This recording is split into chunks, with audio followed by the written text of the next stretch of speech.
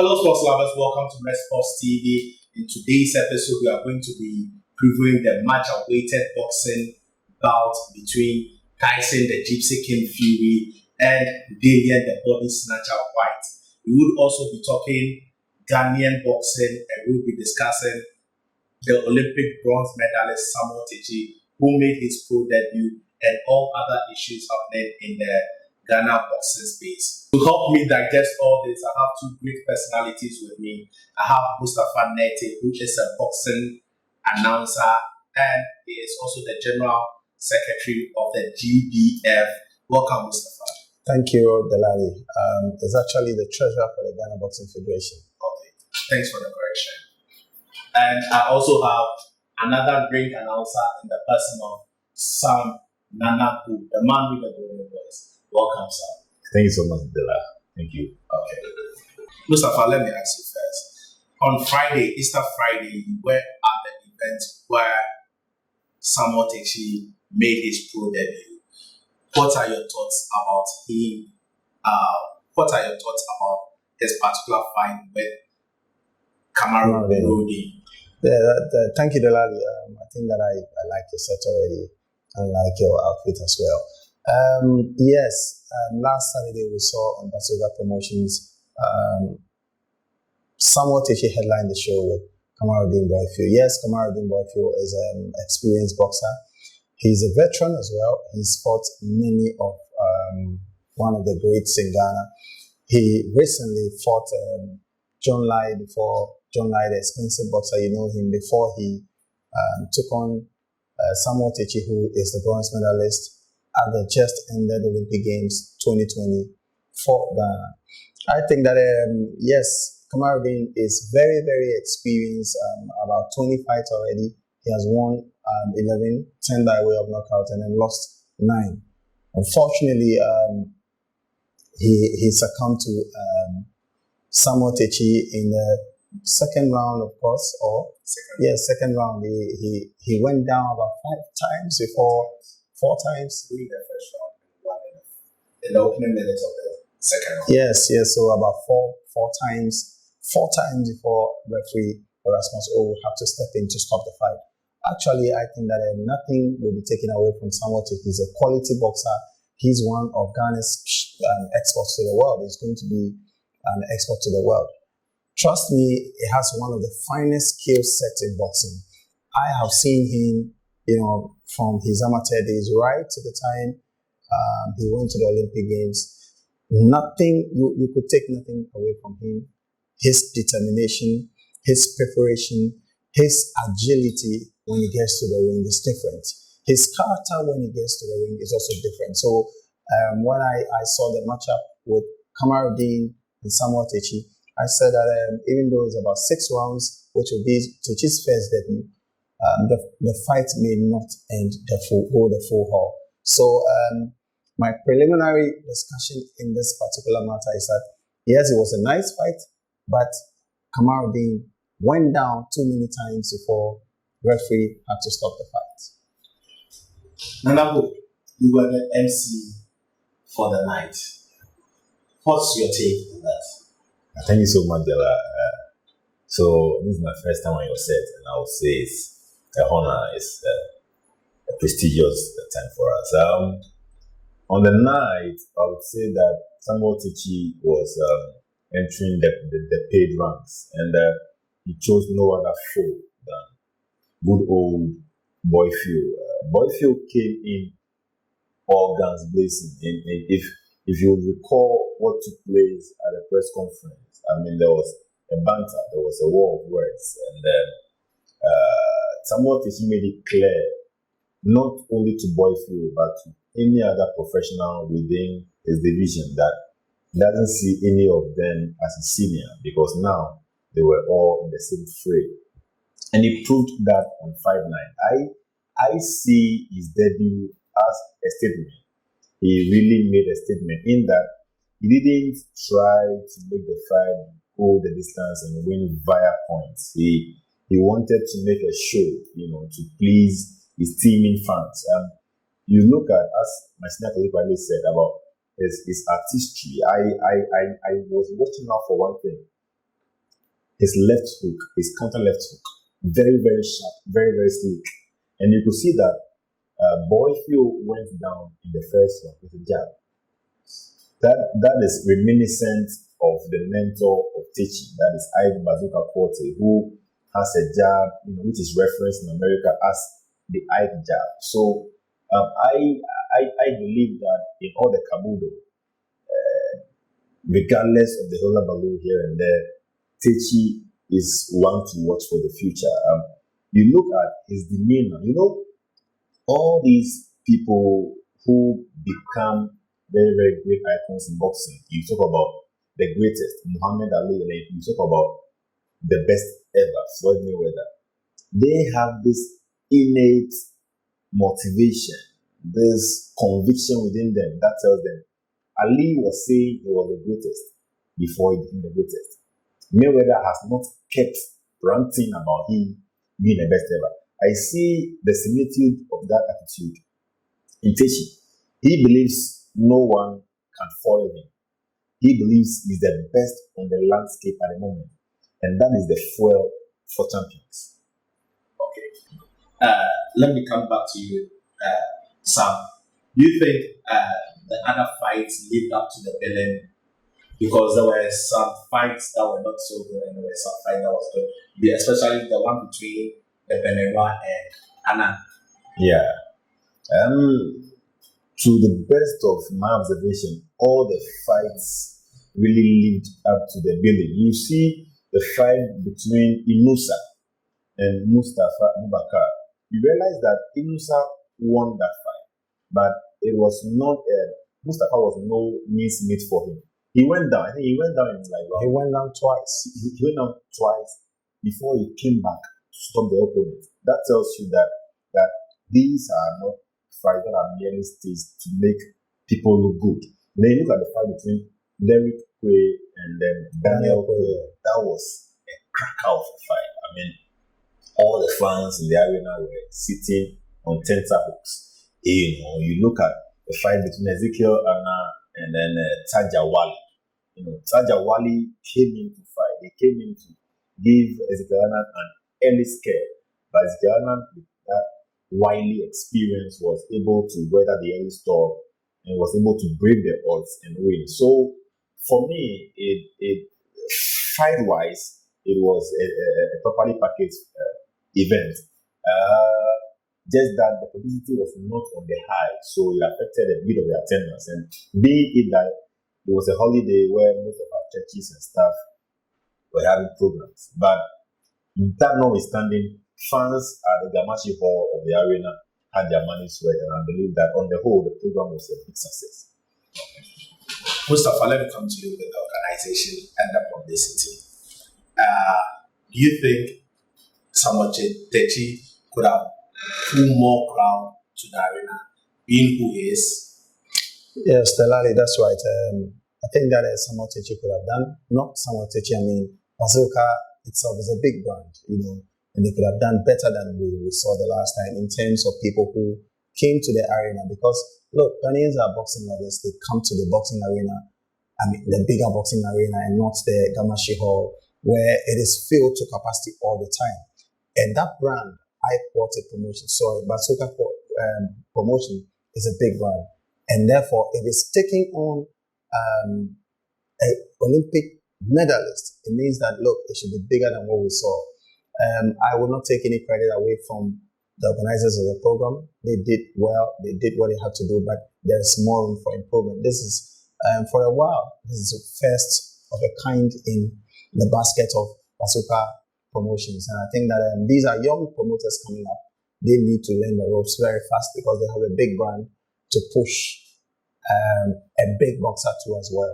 I think that on the day, there are a few things that I saw, which I think that the technical team of the Bazooka promotions or somewhat should look at. If you watch the fight, we were supposed to see a lightweight division fight, but we saw a catchweight division because we saw Kamaruddin, tipping the scale at 125, 127 thereabouts. Of course, and then Samuel Takyi was around 133 point something, 6 or so. And I think that it is not a lightweight fight. It is actually a catchweight fight. Normally, I know Kamaruddin fights in the featherweight or, super featherweight. Normally, I see him do featherweight most often. But unfortunately, on that night, he had to fight the lightweight, 2 divisions up, which technically I think that the promoters of Samuel Takyi would have to look at it. Again, I also think that picking a boxer in the person of Kamaruddin to fight Samuel Takyi is a good pair, though, but I think that Kamaruddin was very much experienced on that night, but he couldn't even dish out a blow. And for me, I saw some quality in Samuel Takyi. Samuel Takyi neutralized everything that Kamaruddin came on board with. And like Sam Gold said, Samuel Takyi says he doesn't have any competitor in the ring. He doesn't have any senior in the ring. Once you are in the ring with him, there's no seniority. He says the only people he called them seniors are people who have won world titles and they are off the ring. But if you are a former world title holder and come into the ring with him, man, he's not going to give you that respect because he needs to take that record from you. So for me, and that's good. One other fight it was my pick of the pack will be Daniel Quay, Derek Quay, a very, very kg fight, a very, very pound for pound fight. Both boxers were coming at each other with all. It was a rematch. Yes, the first fight ended in a draw. All the boxers were coming at each other with the weapons they had. Whether it is power, it is hook, or it is jab, they were coming with all the arsenals they have. And I saw some glitz of achievements in the boxers' eyes. These are young boxers who are coming up, and I think that they did well on that night. This reminds me, with that particular fight, there was a little bit controversy. Yes, there was. Actually, if it were to be somewhere else, there would have been a disqualification. So we saw Khaled. Thank you, Khaled. Khaled Liquid at the corner of Derek Quay, which the fight had to be called off abruptly so that we can save the situation to look at what it is. Yes, the fight was called for Derek Quay, but technically what the jury said was that they were going to go into what is in the substance of that bottle. If they find out something which is illegal, something which is not condoned or sanctioned by the GBA, they will call the fight for Daniel Quay. And I think that that's good. It's a plus for GBA, and I think that they should up their game too as well. One other fight I felt that we need the GBA and then the promoters will have to look at it is Issa Inusa and then Mustafa Mohammed. It was a bad thing for boxing as well, because there's nowhere in the world when you sign the contract, you come into the ring and you don't know how many rounds you are fighting, and that's bad. Mustafa Mohammed, his corner thought they were doing 6 rounds, and so by the 5th round, by the 6th round, they know they were leading on the cards because they have dropped Issa Inusa twice. Unfortunately, at the 6th round, now the jury had to, ask the referee to continue the fight to the 8th round. And then their corner came by the jury and had to stop the fight abruptly. I think that contracts are contracts. There shouldn't be any mix with contract. If it is 8 rounds, both parties or both corners of the boxers should know that they are going for 8 rounds. If it is 6 rounds, we should do that. This, calls to question what kind of contract we are signing to put boxers in the ring. And I think that they should come better with the contracts. Okay. With a follow-up, if you sign the contract, naturally, it should be deposited with the GBA. That's right. So, didn't the GBA have a copy of the contract? So that's the controversy. So at a point, the corner of Mustafa Mohammed had the contract on their phone. So when they signed the contract, they took photos of the contract. Okay, and unfortunately, the contract that the GBA had in their deposits had 8 rounds. So you would ask what happened. I mean, 6 rounds has metamorphosed into 8 rounds. And that is, if not a miracle, it is a magic. And I don't know how that came about. Clerical error. So that is that. I think that Issa Inusa technically do not have a good chin. He lost the fight by power punches, and I think that what he should do is he should look at his defense well, because he was a better boxer, shape and everything. He was a better boxer, but just one blow, a straying blow from Mustafa Mohammed got him twice on the canvas, and that was really bad. Okay. So Sam, what would be your final take on the ring weight? What was the title for that? Ring weight. Hey, warrior weight. Yes, that's warrior weight. Let's not forget there was one boy that I love so much. Michael the Cardi Nelson. I mean, that boy, I tipped him to really make a mark. He came up against a game opponent, but then he proved to be too much for the opponent. He stopped the opponent. A very, very vicious fighter, a fighter with immense skills. He really proved that he's one of the stars for the future. And my own boy, Emmanuel, the police officer, he also managed to dismantle his opponent in the 5th round. Overall, I would say, one thing about that very deal, a debutant headlining an event, that tells you that there is something, So I think, like my senior colleague says, there is definitely more room for improvement. I believe that Bazooka Promotions, the next deal, they will come back bigger and better.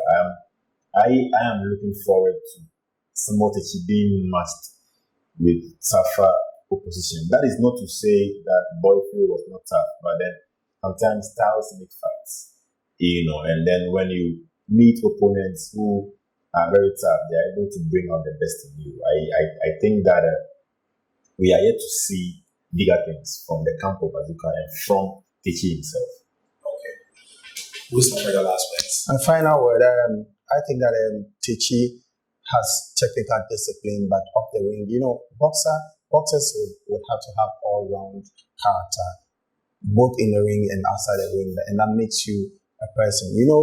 Apart from your skills being the best, you need to have some appeal, and that will push people to come to the arena. Some rumors is passing about making the rounds in Gamashi and all over that. Samuel Takyi should look at his character, look at his temperament. And I think that yes, if he has the quality to become a world champion, like Akma Madaliev, who became a world champion only when he had only 3 fights. He became a unified champion. Takyi have that quality to do that. But he should look at his temperament, his character off the ring, and I think that he will be all-round boxer that Ghana is looking up to. Okay. So now we move to the camp of Emmanuel, the Game Boy Tego.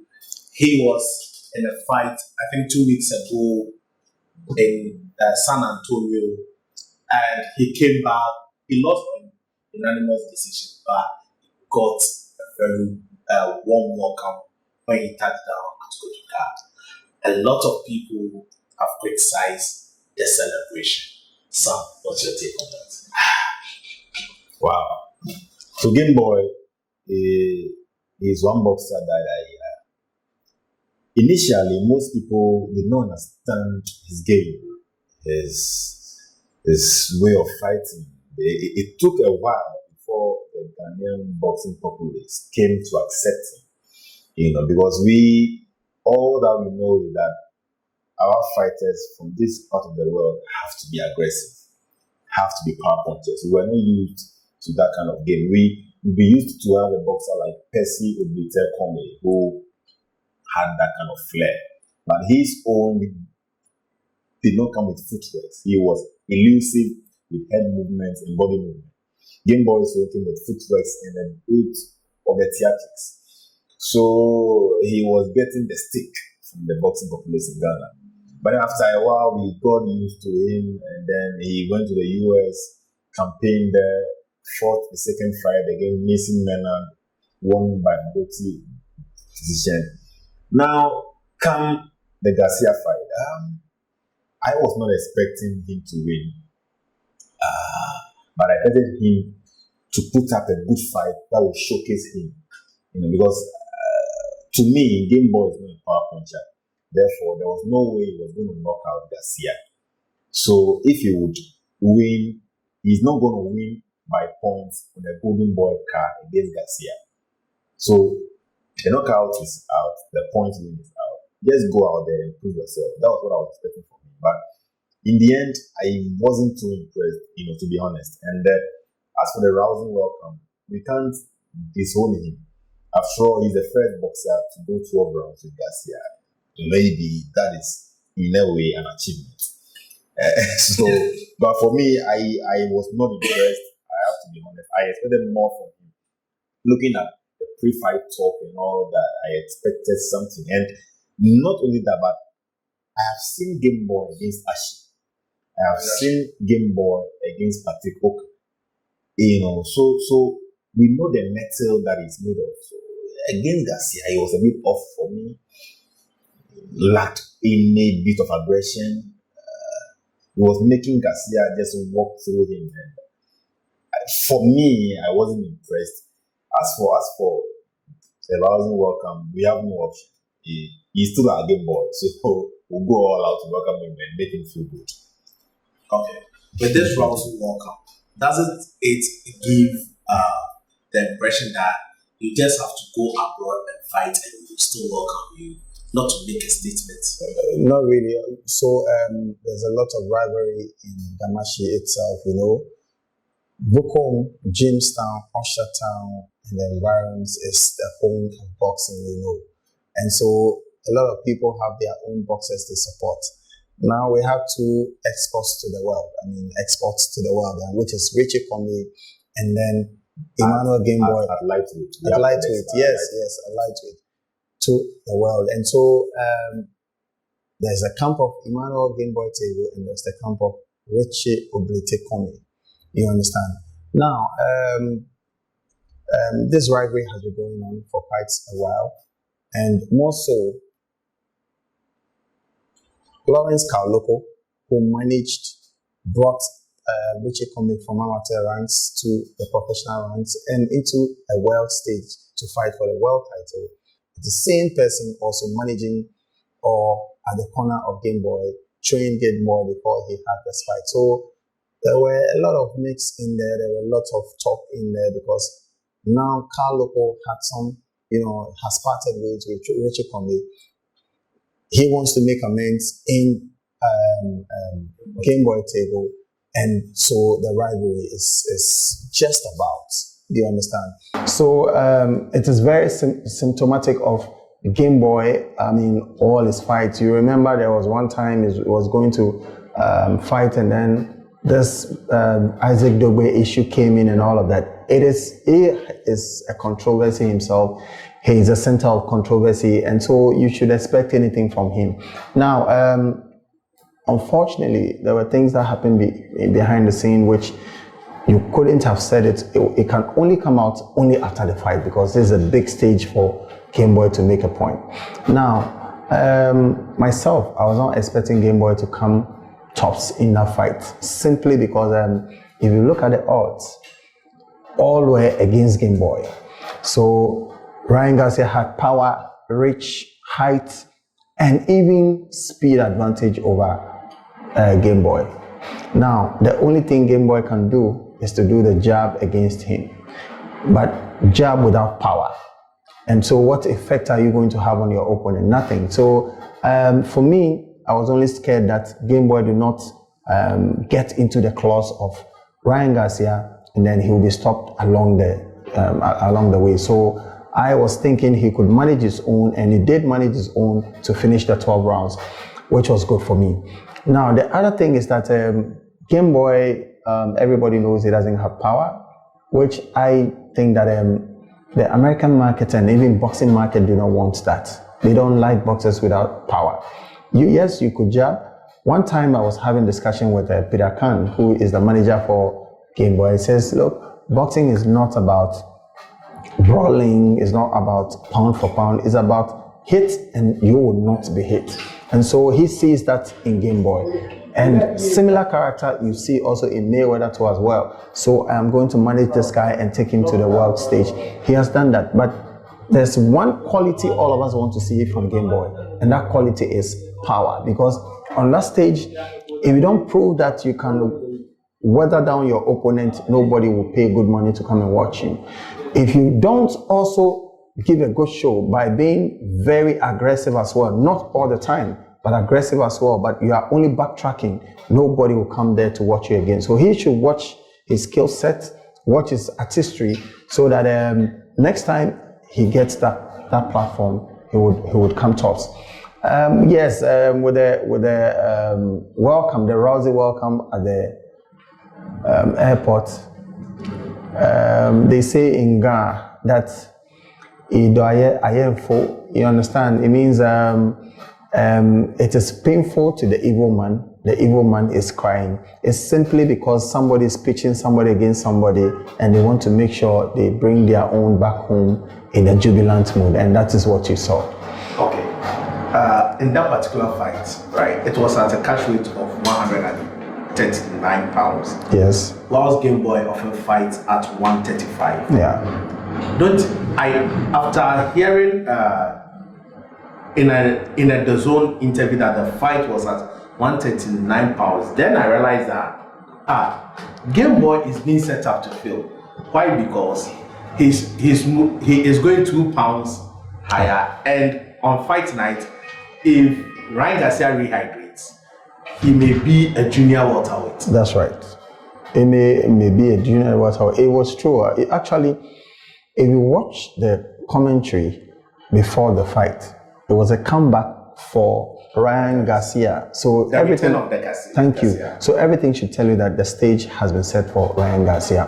Now, one thing I think that a Game Boy they should watch at is Ryan Garcia himself had problems, health problems. He had training problems. He had even discipline problems. So in all, he's been out of the ring for about 1.5 months. 1 year and about almost 6 months, and therefore it was a difficult time for him to make the weight for lightweight division, which is 135. Game Boy also knows that he was going into the fight for 135. He sometimes struggles to make weight, you know.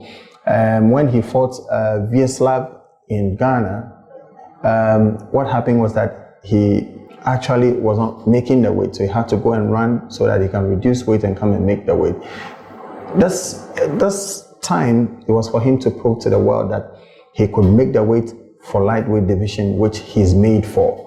But unfortunately, they have to accept it for 139. And I think that he even weighed less than 139 on that night, which was bad for him. But hey, he accepted it and he went for it. Unfortunately, before the fight, he had ankle and right hand injury. So if you watch the fight, he used the left jab throughout without dishing out a power right or a power jab, a right jab, or even a hook. Sometimes he goes in, he wants to push the right, but he clinches. So that is what we saw. I think that this opportunity he had rather would give him more fights, more opportunities to engage other people, but he should work on his power and he should work on his speed too as well. Okay. So what do you think of Game Boy and Richard Coney Accra Sports Stadium? Can we play the best? If we can, will that fight be good for Ghanaian boxing? That fight has been brewing for over a decade. I remember after Richard Coney won the title against Issa Shaniev, that very debate began, and it brewed on for a while, and even like you were saying, Peter Khan actually was rooting for that. It was like, hey, let's get it on and let the best man win. But for one reason or the other, the handlers of both boxers decided to look elsewhere. Game Boy Tego, Richard Coney, Accra Sports Stadium We have a few able promoters in Ghana. We have the likes of Alex Ntiamwa of Box Office. We have the likes of Mr. Ivan Bruce Kujo of Kabik. We have the likes of your own Mr. Mankwa of Ace Power. I don't know why you are laughing. I'm not part of this. Not part of this.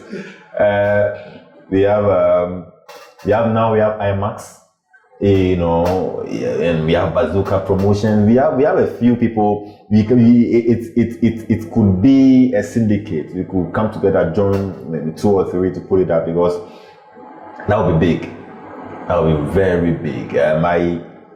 I saw Rating Okwiri coming up against this guy that defeated Jantua. This Ugandan guy. What's the name? The Ugandan guy that defeated Jantua, braided hair. Yeah. Wow. The Ugandan welterweight guy that defeated him. He is fighting in Kenya against Rating Okwiri. The opponent who was supposed to fight Patrick Alote, and then the fight couldn't come on. It will be massive. I would love to watch it. I don't know whether you want me to talk about the prediction for the fight, or there's the possibility of There's it. the possibility. The possibility of it. It would be something else. It would be more than Ashi Game Boy. It would be more than Stopper Game Boy, Stopper Ashi. It would even be more than Basti Bankun or Powers Bankun, because these are two boxers who have really tasted proper world stage. Yeah. So they coming back against each other. The whole of Jamestown will turn upside down. It will be so mouth-watering. Maybe we would have to find a bigger venue than the stadium for that bout. Okay. Well, I think that yes, even though I don't foresee that fight happening, because who is going to promote that fight? What's the purse is going to be like? Because boxers fight for purses, and you remember when that fight was talked about the first time. Richie Cummings says he has to be paid $4 million, $5 million before we accept such a fight, and I'm asking myself, so if anybody would have to promote that fight, who has the money to promote a $5 million? But that's outrageous. Has he even received $2 million in America? Yes, but that is what he said. At a point, Asamoah wanted to come into it and see whether he can promote that fight, but unfortunately, it couldn't materialize. But I mean, the future is pregnant with a lot of things, and I think that tomorrow, when the rivalry heightens and the temperature is hot in Jamestown, that fight can see the light of day. I'll relish to see both boxers in the ring having a tete-a-tete at themselves. One thing we should watch is when it happens, it's going to be like Game Boy and Abdul Malik Jaber. That fight, people ran and left their shoes and slippers right in the heart of Manchagbona, where I saw people breaking the stands of chairs to hit people and all of that. That is the passion that people assign to boxing in Jamestown. And so I would relish that fight, but even though I don't see it coming very soon, because both boxers will be moving to the next stage of their boxing life. I think that very soon Richie Cummings is coming up with a bout. In a month or two, he'll be gracing the ring again with an opponent. Yet I don't know, but I know he's coming up with a bout. Game Boy also has been promised another fight to prove his mettle. So we are yet to see what comes up, but I hope to see this in the future. We hope it doesn't come too late on in their careers like Khan and Brook, where nobody cares again. Wow. Okay. We've done enough of local boxing. We'll be moving to the biggest sporting event for 2022 as at now, and it is Tyson the Gypsy King Fury versus Dillian the Body Snatcher Whyte, which is happening at the Wembley Sports Stadium. 94,000 tickets sold. So today they had the public workout, and this is the tale of the tape for both fights. Dillian, the body snatcher Whyte, is 34 years. Tyson Fury, 32 years. Tyson Fury has been in the ring 32 times. Dillian, 30 times. Tyson Fury has 31 wins. Dillian has 28 wins. Tyson Fury has not lost a bout, whilst Dillian Whyte has lost to Anthony Joshua and Pevokin. That's 2 fights. Tyson Fury has 22 knockouts, whilst Dillian has 19 knockouts. Tyson Fury stands 6'9", whilst Dillian stands 6'4", with 78-inch reach for Dillian, whilst Tyson Fury can boast of 85-inch reach. Both orthodox fighters, and both are from the UK. So this is the biggest heavyweight bout in the United Kingdom since Frank Bruno and Lennox Lewis. Sam Nanagu. Yeah. You would have loved to be the ring announcer for that particular bout. I would relish it. Relish the opportunity. But to be frank, how do you see the bout playing out? The bout playing out. So this is my view. With all the hullabaloo, Dillian Whyte has been the mandatory contender for eons, for ages. And Wilder was supposed to give him a shot. It never happened. And Fury had to be compelled to do it. Joshua didn't do it. So he deserves this shot. Some people are giving him the stick because he's not willing to engage in the media hype and all that. But we can't fault him. Even Fury himself, when he was billed to fight Klitschko, he refused to be part of the hype. He refused to be part of the press conferences, although he was obliged by contract to do it. But here lies the case where Whyte is not obliged by contract. He's not bound by contract to be part of it because he's taking only 20% of the purse and no pay-per-view, no gates. So I don't understand why people are giving him stick. And to the fight, Dillian Whyte does not have a chin. Before Wilder, Fury was known to be a pity party puncher. But then when Stewart, what's the name? Emmanuel Stewart's cousin, Sugar Hill Stewart came in. Sugar Hill, yeah. He trained him in the Kronk style, put it on him. And now Fury is having that aggressive style. I don't know what will happen if he employs that same aggressive style against Whyte.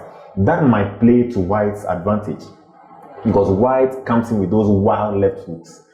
But then also, Fury has gone down against Steve Cunningham. He rose back up and stopped him. He went down also against Neven Pavlik, who was 16-0 at the time in 2011 in round 2, a headshot, a right headshot, and then he rose back and stopped Pavlik in round 3. He went down against Wilder in the first fight, which was a draw, came back, finished the fight. So the point is that Fury can go down, come back and win. Now let's juxtapose that to Whyte. Whyte went down against Joshua and he was gone. He went down against Oscar Rivers.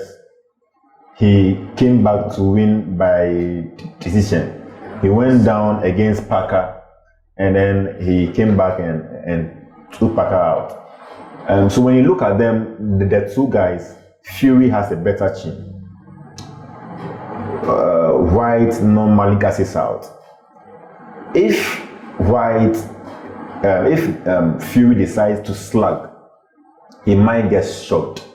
And if he decides to box from a distance and use his jab and his range, I think that it would not be different from Fury Chisora, where Chisora was forced to quit on his toe. Okay, that's the second fight against Chisora. Yeah. Okay. So that's how you see the fight play. That's how I see it. How do you see the fight play now? Short dissection of the fight. I think that yes, if Fury, it's only one tactics Whyte will be coming in with this fight, into this fight, the overhead, and then the power punches to the body, because he is not a boxer. He is actually a brawler, somebody who comes to brawl, comes for fight. But Whyte has a decent jab. Yes, of course. But if I had to rate Whyte's jab with Fury's jab, Fury has a superior jab over Whyte. Fortunately, if Fury had the reach, had also ring generalship more than Whyte, and therefore he's going to move around, and make Whyte just useless in the ring. But one thing he should look at is Fury should watch is that he should not come short with his jab. Anytime Whyte closes, he should use the uppercut more. If you watch Lubin and then Fundora, last week Saturday, it was just like that. Lubin has power. Lubin could have used the long jabs and had his way, but he chose to close the fight. But unfortunately, he came short to Fundora because Fundora was using the uppercuts more, and that finished him, changed the shape of his face, and he dropped him in the 10th round. They have to stop the fight actually. Both boxers were dropped. Lubin was dropped in the 2nd round, and then Fundora was dropped in the 7th round. Unfortunately, Lubin couldn't continue because of the way he's changed the face. Fortunately, again for Fury can survive those heavy punches. It has a very good recovery rate, like Sam said, very, very good recovery rate, unlike Whyte. I don't see this fight traveling beyond round 10, trust me. So you heard the views of Mustafa and Sam. Thank you guys for coming. I appreciate you so much. It's a pleasure. Thank you. And now you heard them. So if you want to stake a bet, you know where to go. Fury is the favorite, obviously, for this fight. Takyi also made his pro debut, and Gamashi celebrated Game Boy. This is it for this episode. Thank you for watching. Stay positive. Remember, there is no limit to greatness. Au revoir. Bye-bye.